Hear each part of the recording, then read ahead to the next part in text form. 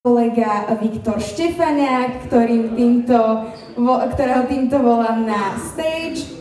A zároveň účastníkmi alebo hostiami panelovej diskusie budú Marek a Peťka, ktorí ste už dnes počuli, a pridá sa k ním ešte Pali Pertík, CEO Brekic. Takže poďte na stage a ideme na to.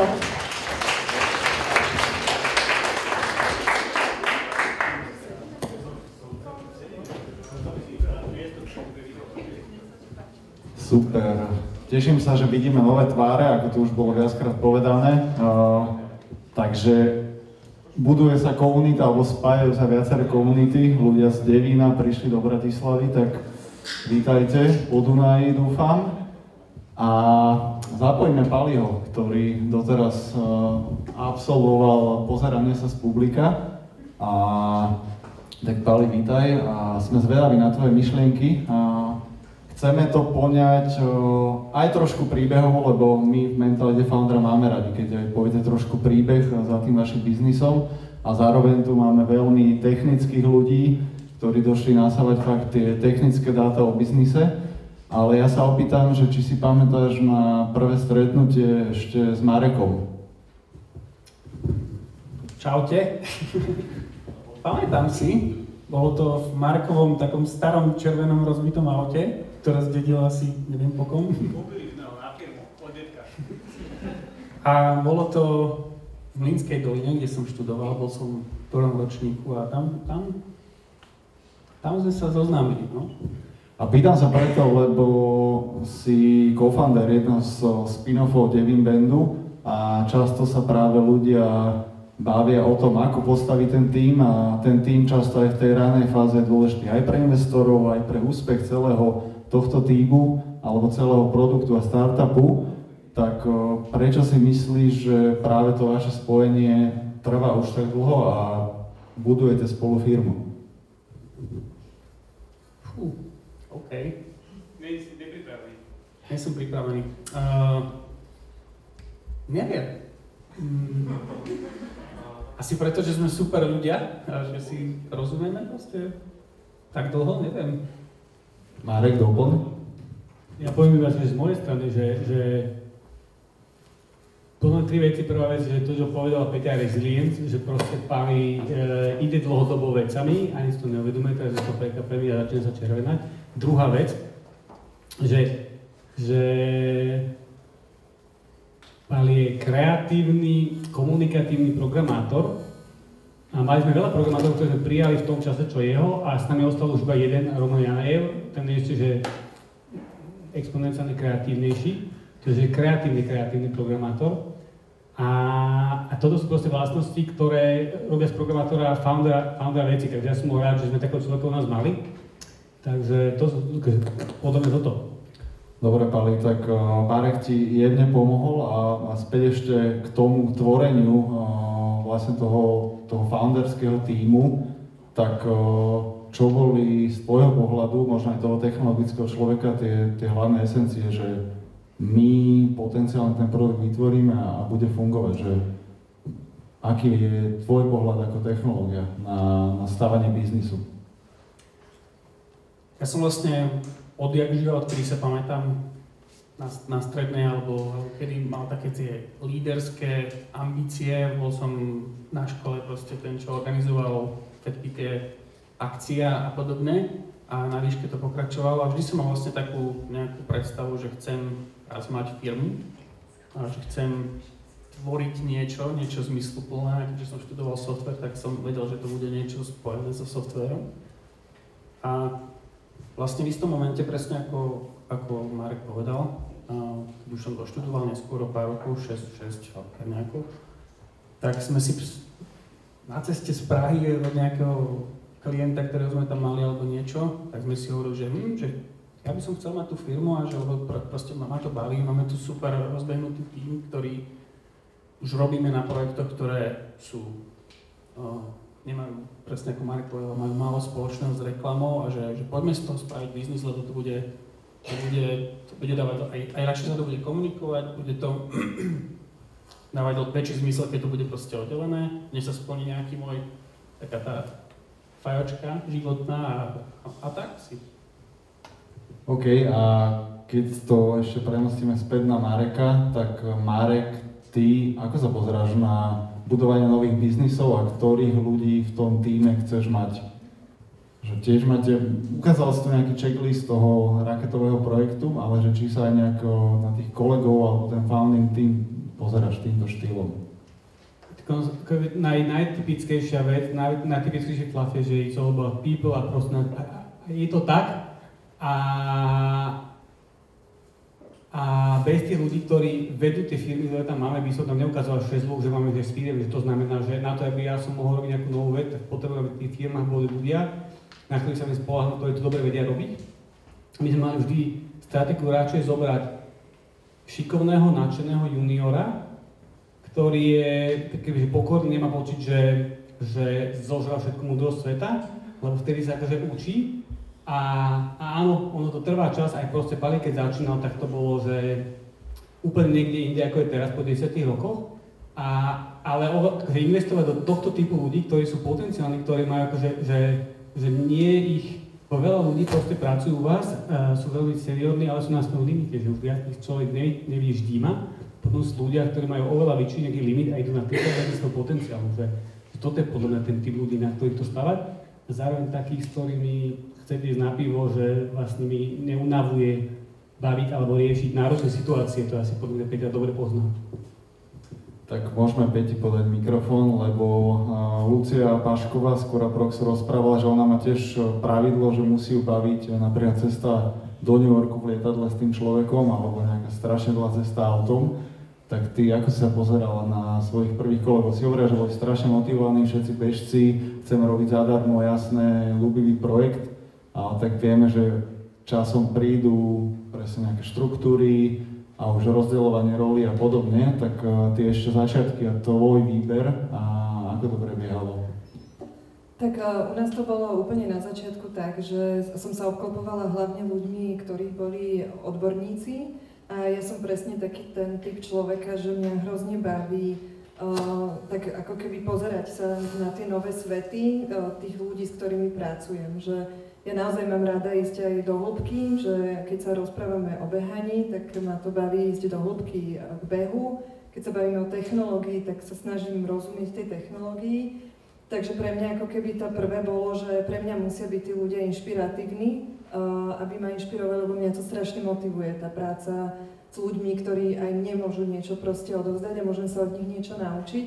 Takže to bola ako keby taká tá prvá vec a to spoznáš, hej, už na tom prvom rozhovore s tým človekom, že tá chémia tam nejako proste začne fungovať a teba baví rozprávať sa s ním, baví ťa sa pýtať a ísť hlbšie.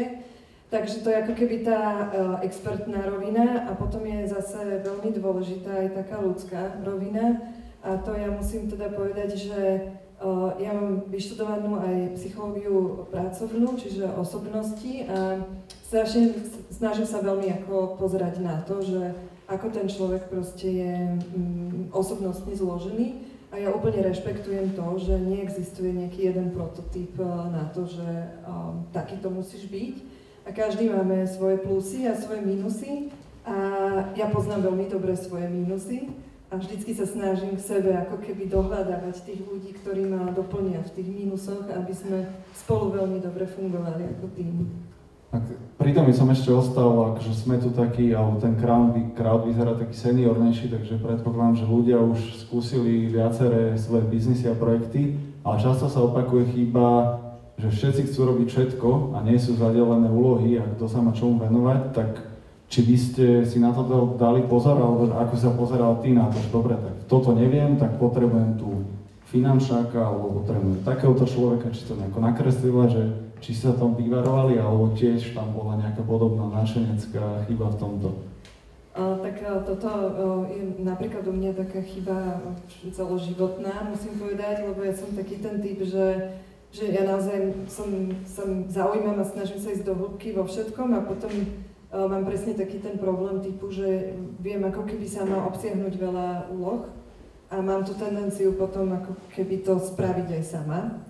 A je to niečo, o čom viem a snažím sa s tým nejako pracovať dlhodobo, A o to je pre mňa viacej oslobodzujúce, keď napríklad neviem kódovať a musí to niekto spraviť za mňa, alebo proste naozaj nerozumiem tej fyzioterapii a musí to spraviť niekto za mňa, takže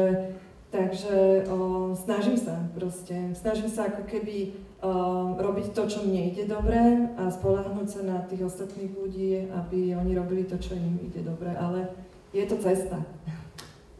Marek, ty máš dvoch silných dlhodobých partnerov. Treba zareagovať presne na Peťu, že mám pocit, že úplne podobné, je to strašne únavné pre ľudí, ktorí s nami robia.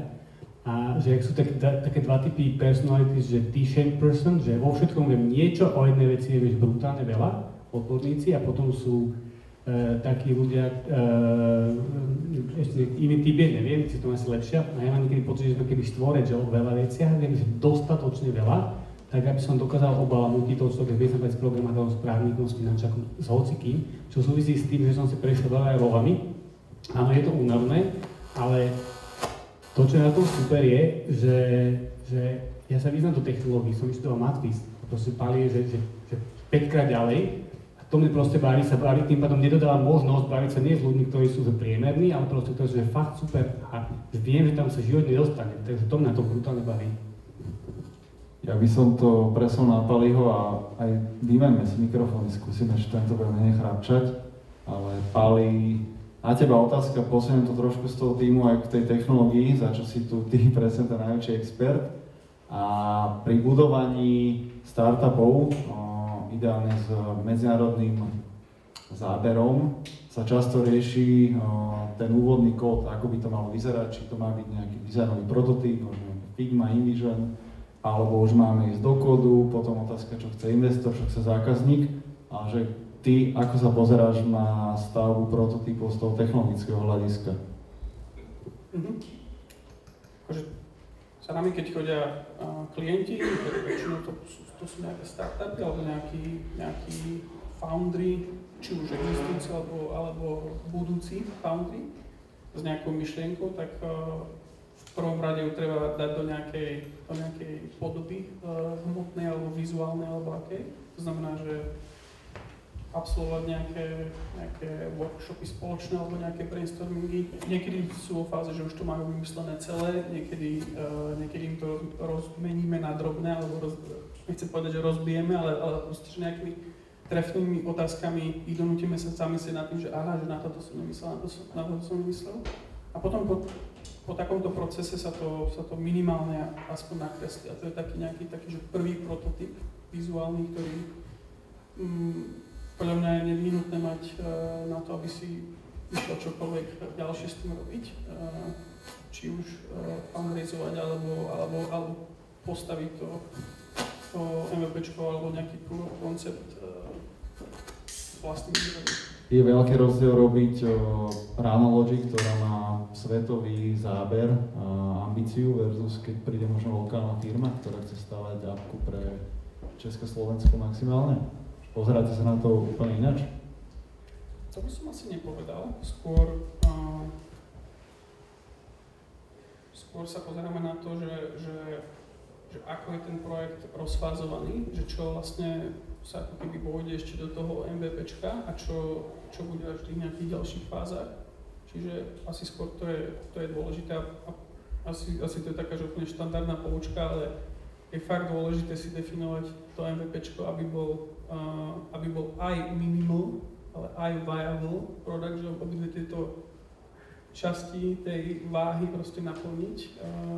A to je niekedy ťažké, a to vidím aj na tých našich klientov, ale snažíme sa aj my im pomôcť v tomto ako jeden z ďalších nejakých partnerov, na ktorých sa môžu obrátiť v tomto. Tuto viem úplne brutálne povedať zo skúsenosti, že Content versus Alfred, že treba robiť MVPčko, ale takým spôsobom, aby keď to zafunguje, aby sa s tým dalo robiť. Že nemá to byť úplne internet banking, ale zase nemôže to byť úplne na kolene. Contentino sme robili, že Contentino som viedol technologicky ja, čo som v živote nič nenaprogramoval ani na Matfize, že vedel som, vyznal som sa. A že ešte do dneska proste, že ladíme technologický dlh a kontinuálne 8 rokov pracujú dvaja developeri iba na znížení technologického dlhu a ešte mám rok pred sebou, že to dneska viem.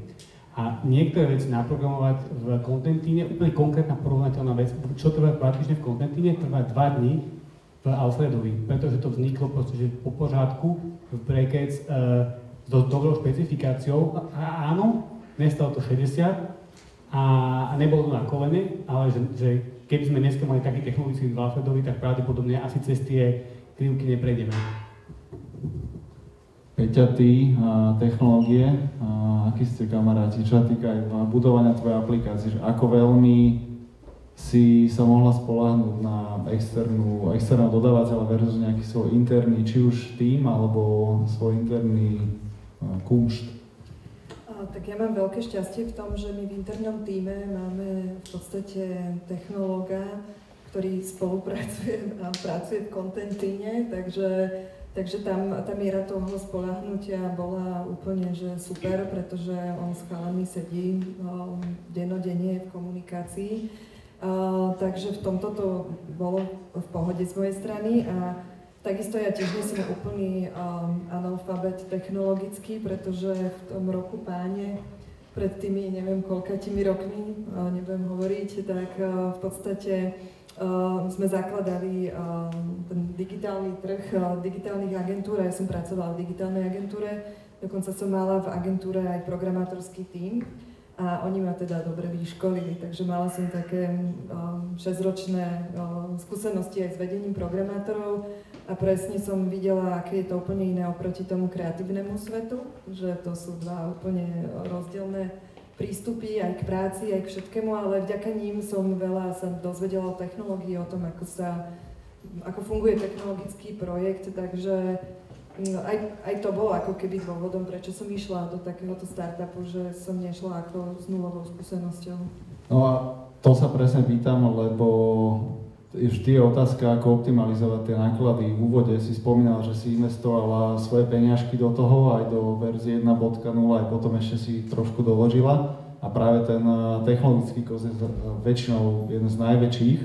A by sa to možno cez Paliho trošku ohekovali, že on je nejaký co-founder, že kvázi robí zadarmo, ale že ako sa pozeral na toto cez ten budget a cost, ako to rozdelíš? Tak ono v tom úvode, kedy som vlastne do toho investovala svoje peniaze, tak samozrejme, že som si urobila nejaký taký check na tom trhu, že koľko do toho je potrebné investovať. Potom som sa obrátila na Brackets ako na partnera, kde som mala tú dôveru v to, že mi tam nebudú proste nadhadzovať nejaké sumy. Oni vedeli, že idem do toho s nejakým vlastným budžetom, s vlastnými peniazmi. Takže sme sa tam aj dohodli na veľmi férovej sadzbe. A to, čo ako keby mne veľmi pomohlo, bolo vlastne vtedy u nich pracovala Karin. Ja na ňu spomínam úplne s takou láskou a tým optimizmom spomienkovým, pretože s ňou sme tú apku nakreslili spoločne. A keď fakt proste to, čo aj chalani hovorili, že keď si spravíš tú špecifikáciu, urobíš si tú brutálnu námahu s tým, že si rozkreslíš screen po skrine, a potom to vlastne ako keby aj ide do toho nácenenia, tak potom nevznikajú tam v tom procese žiadne nejaké prekvapenia nepríjemné alebo niečo, nejaké tie trecie plochy. Takže ten úvod, dať si tú prácu a naozaj si to urobiť dobre, tak potom sa vyhneš strašne veľa takých aj presne tých vzťahových vecí, ktoré môžu ten ako keby projekt narúšať, hej, nejakú tú dôveru alebo tak, lebo ja to chápem, že v tej technológii, keď si niečo vymyslíš naviac, tak to aj viacej stojí a tomuto sme sa vyhli, takže myslím si, že toto bolo super. A Pali, keď sme sa bavili na začiatku, tak ty si mi povedal, že rád by si možno priniesol trošku tej témy, že in-house development versus outsourcing na externú agentúru, tak keď opäť tu na ľudia pôjdu znova niečo vyvíjať, tak ako sa na to pozeráš? Čo je nejaká tvoja skúsenosť, ktorú sa naučil? Jo, typicky, keď je nejaký startup, že na začiatku a povedzme, že founder je technologický človek, alebo že je náročné pre ňa postaviť tým, pretože hiring, ako vieme, nie je vôbec akože zo dňa na deň, tak tam by som ani nerozmýšľal, že proste potrebuješ nejakého partnera, na ktorého sa vieš spoľahnúť, aby ťa tým celým procesom previedol a dodal, aby ste spolu vybudovali proste to, čo chceš vlastne urobiť, čo je tvoja idea. Z dlhodobého hľadiska, ale by si mal mať ambíciu ten development potom spraviť, akože, alebo vybudovať in-house. A takto vlastne fungujeme aj my s našimi klientami, že už od začiatku tej spolupráce to máme nastavené, že keď sa ten VPčko ukáže ako viable a nájde si to ten product market fit, tak postupne sa tam v tom toho klienta začne budovať vlastne ten tým a my pomáhame s transition toho know-how na tento interný tým. Samozrejme stále ešte môžeme na tom spolupracovať, lebo príde nová investícia a veľké plány a podobne, čiže tam stále ešte my môžeme byť ako taký nejaký augmentovať aj ten interný tým, ale je dobré potom už ako keby si ten know-how ďalej budovať u seba. Marek sa nakláňa. Opäť z klientskej perspektívy. Mám dosť to naše firmy, ale my sme proste všetky tie veci, ktoré sme robili pre Alfreda, keď splatili v cashi, aby sme tu mali spolupracovať medzi tými firmami, čiže že každá drahšia hodina z Backend sme akože bolela v tom cashflow, ale či spalite si povedať, že čím lepšie to urobíte, tým skôr vyrastie aplikácia pre video business, hej? No, že čím lepšie urobíte, čím lepšie sa podarí MVPčko, tým firma rýchlejšie vyrastie a potrebuje nahrávať niektorých developerov. Ja som chcel povedať, že toto sa môže stať a to je podľa mňa dobré, pretože že áno, interní developeri sú lacnejší a rozumnejší, akurát, že musíš vedieť manažovať a zle manažovaní developeri sú drahší, jak externí drahší developeri. To je prvý point. A druhý point je, to, čo z mojej strany je strašne dôležité, že kontinuita a istota. Napriek tomu, že Backend už 2 roky neurobil ani čiarku do Alfreda, ja viem, že keď mi tí developeri, ktorých máme, že odídu, že viem sa sem vrátiť a viem, že sa vyznajú do codebase, že to je urobené v ich systéme a tým pádom, že viem, že sa kedykoľvek na tom dá programovať, to mi dáva brutálne, že vlastne platím normálnych developerov, ale kedykoľvek sa môže vrátiť. Taká tá istota, tak poistka, že OK, že toto je fajn. Super, a zazneli tu nejaké slova ako funding a keď bude ďalšie kolo fundingu, tak to by som išiel na tú nejakú záverečnú tému. Z vášho prostredia presne aj vyrastol Bohuš a áno, v tej startup komunite veľmi známy a on teraz veľmi ide tému bootstrapovania a prináša že medzi nás, že ideálne, aby startupisti alebo ľudia, ktorí chcú budovať produkt, dokázali z vlastných prostriedkov vypustiť ten produkt a nepotrebovali externé peniažky. Takže možno sa tohto trošku by som sa rád držal, že Marek, aký je tvoj pohľad na budovanie aj možno developersky náročnejšej aplikácie, či vlastné peniaze, alebo keď ísť za tým prvým možno angel investorom. Ako sa na to pozeráš ty? Ja som bootstrapping brutálne sympatický, lebo to, čo sa stalo v Contentu, bol vlastne bootstrap product. A my sme Bohušom viedli také diskusie a Bohuš na začiatku bol oveľa viacej VC nasmerovaný a prišiel k tomu, keď pred 5 rokmi že začali sa aj akože startupové komunity búriť voči VCs, lebo že viacej startupov VCs zabili, ako im pomohli. Niekto z nami dal takýto výrok a že nie je right answer ani na jedno na druhé, že keď sme robili Alfreda, proste nás to stalo 100 000 a to sa nedá vybootstrapovať. Bootstrapovať neznamená, že z vlastných peniazí to zaplatiť, to znamená, že urobiť niečo malé, na tom už začať zarábať a tie peniaze reinvestovať. No, že ten rozbeh trvá strašne dlho aj pomáha. A keď chcete urobiť niečo ako SAP, tak toto sa vybootstrapovať nedá. Čo sa dá vybootstrapovať je proste to, čo Bohuš teraz robí nejaké mikrosasy, že malinký, jednoduchý tool, rýchly, lacný, jednoduchý, začína zarábať a okolo neho stáva ďalšie. To je podľa mňa úplne super. Takže závisí od toho, že čo je moja odpoveď. Dobrá odpoveď. väčšinou to aj tak býva, že vlastne není right answer a tým sa možno opýtame Peti, že prečo ty sa rozhodla ísť cestou svojich peňažkov a nešla si hneď len s nápadom v hlave za investormi. Ono vlastne odpoveďou je to, že ja som v podstate vyrastla v takom tom tradičnom biznise, kedy na to, čo si chcel, si musel zarobiť sám a potom si to mohol ako keby robiť. A tento mindset som proste ja ako keby vždy mala. A v podstate, ako som aj spomínala, že ja som v tej startupovej komunite úplne nováčik a ja som aj nevedela, že niečo takéto sa dá. Takže ja som vlastne spravila ten produkt tým tradičným spôsobom a potom som sa vlastne stretla so známym, ktorý funguje v startupovej komunite a on v podstate mi vnúkol túto myšlienku, začal mi o startupoch rozprávať, lebo ak poviem teda úprimne, tak pre mňa vždycky startupy boli veľmi neuchopiteľná vec. Vzhľadom na to, že som fungovala v biznise, ktorý, však Marek to pozná, proste my sme si na seba museli zarobiť, každý headcount som si musela obhájiť, mala som biznis plány, muselo to proste fungovať a niekedy niekto povedal v tom roku 2015 alebo 2016, že startup, tak ja som sa smiala, že to sa pália tam peniaze, deti si tam chodia vypýtať od niekoho a takže ja som mala k tomu naozaj takýto postoj a preto som sa o to ani nikdy nezaujímala. A potom som vlastne spravila ten produkt a stále som nevedela nič o startupoch. Ten kolega už teda terajší ma na to nahovoril a vysvetlil mi celý ten princíp. Ja sa priznám, že ja stále až tak veľmi tomu princípu nerozumiem, že stále som možno viac tento bootstrapový typ, že zarobím, investujem, ale presne tak, jak povedal Marek, že keď už ako riešiš technologicky náročnejšie riešenie a potrebuješ proste rásť, tak akože je to možno aj neuskutočniteľné s takýmito peniazmi, že by si čakal na to, kým niečo zarobíš. Takže všetko to závisí presne od toho, že ako veľké máš tú víziu, ako je náročná ona na realizáciu, na aké trhy chceš ísť a vtedy je podľa mňa lepšie obratiť sa práve na tie fondy. No práve tá rýchlosť vie akcelerovať tie externé peňažky, vieš skupovať trh alebo vieš rýchlejšie technológiu vyvíjať, ako stále čakať revenue-based business model, ktorý je presne zdravší a možno aj dlhodobejší, ako keď hráš len tú DC hru.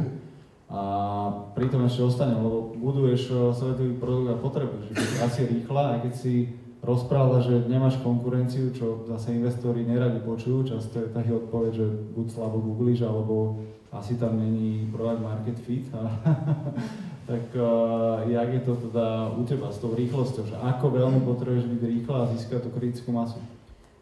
Ešte zareagovať na tú konkurenciu, ako my ju máme, len zrovna tú jednu feature proste nikto zatiaľ neurobil a čudujem sa, že prečo, lebo zase až tak ťažké to nebolo.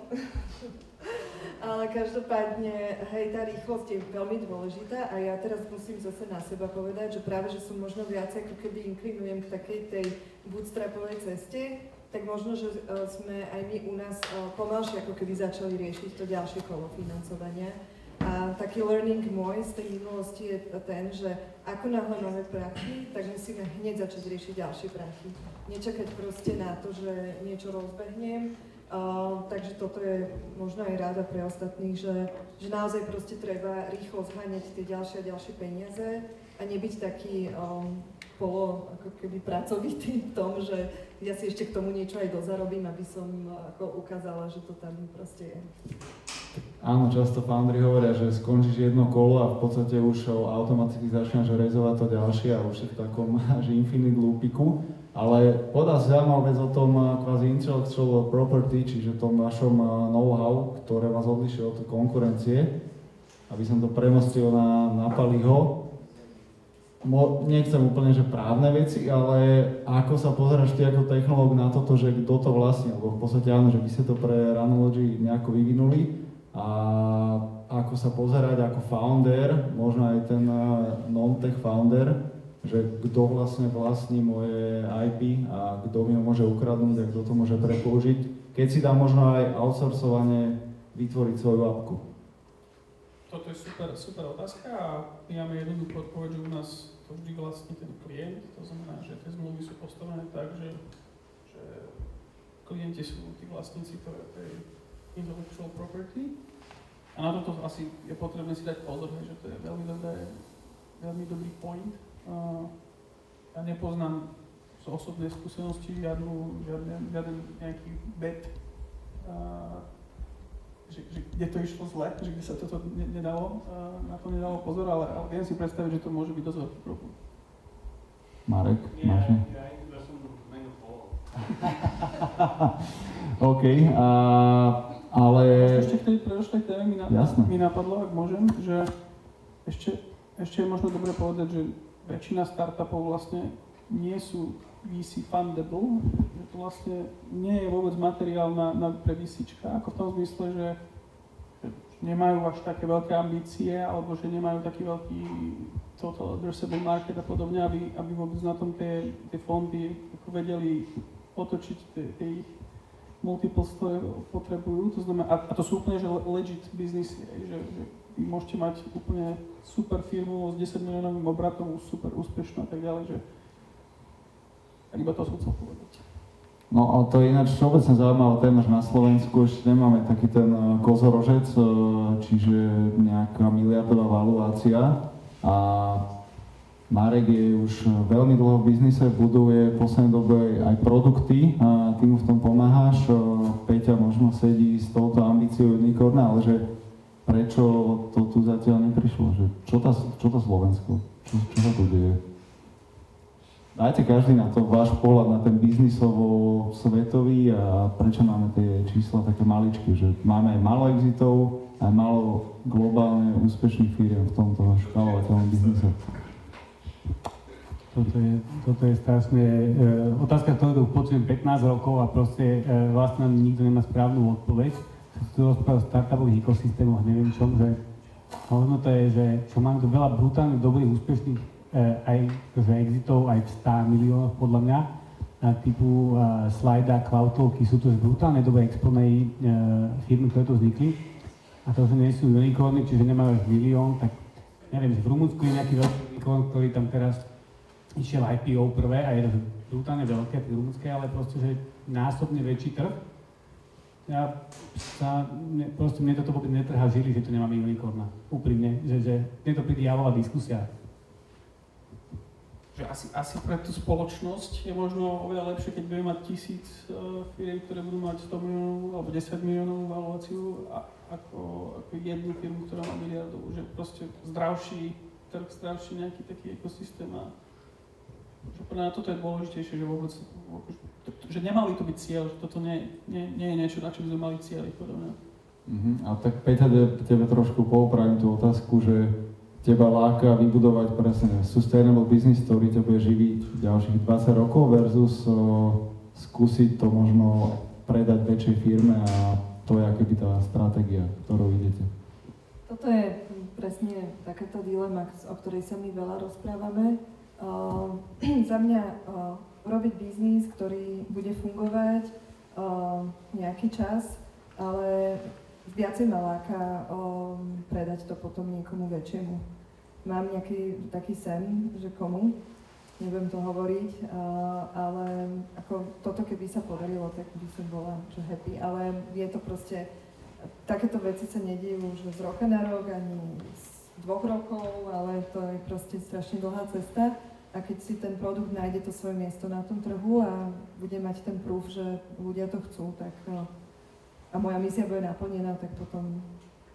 Lebo v tom prípade úplne ináč musíš stavať aj biznis model, aj obchodný tím, aj akože tú rýchlosť, keď buduješ niečo na exit versus na dlhodobú udržateľnosť. Takže vy ste aktuálne v tíme nastavení, že bombíme rýchly rast a ideme proste touto exit stratégiou. My v podstate máme taký plán proste mať ako keby čo najväčší zásah, získať čo najväčší počet dát a s tými dátami potom nejako ďalej pracovať. To je nejaký ako keby vyšší a iný cieľ. Čiže ste skrytá dátová firma.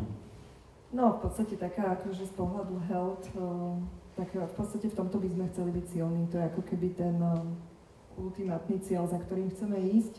Ale na tie dáta, aby sme ich získali, tak potrebujeme mať veľkú masu ľudí v tej aplikácii, takže... Napadlo k tomu unicornu, že už uvedomujem, čo ma keby vadí na tej diskusii, a to je, že byť unicornom, tak vyhrať zlatú medailu na olympiáde. Že ja mám pocit, že nikto z tých, ktorí sú unicorni, ani vyhrať zlatú medailu, nezačínali s tým, že ja chcem vyhrať zlatú medailu, začínali s tým, že mňa baví behanie. Ja chcem vyhrať majstrovstvo dedina.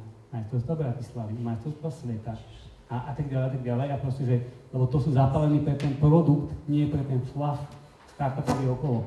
Čiže že to je podľa mňa tá kľúčová vec.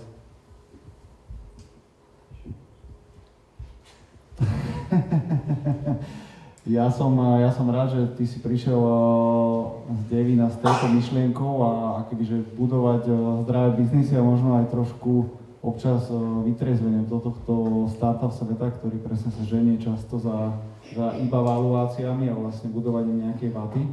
A to je aj taká podľa mňa príjemná myšlienka na záver, jednak od teba alebo od tvojho tímu, ktorý buduje 19 rokov plus dlhodobé biznisy, čo klobúk dole, keďže odpad, myslím, že po 3 rokoch je 97% akéhokoľvek biznisu, že neprežije, takže klobúk dole, že vám sa darí oveľa dlhšie. A na záver vám prídu povedať naši milí moderátori nejaké zakončovacie slova, poďakovacie slova. A týmto ja by som ukončil túto famóznu panelovku s Marekom, Peťom a Palim, ktorí tu stále budú a môžete z nich vyťahnuť ešte tie myšlienky, ktoré majú. Takže díky moc za zdieľanie.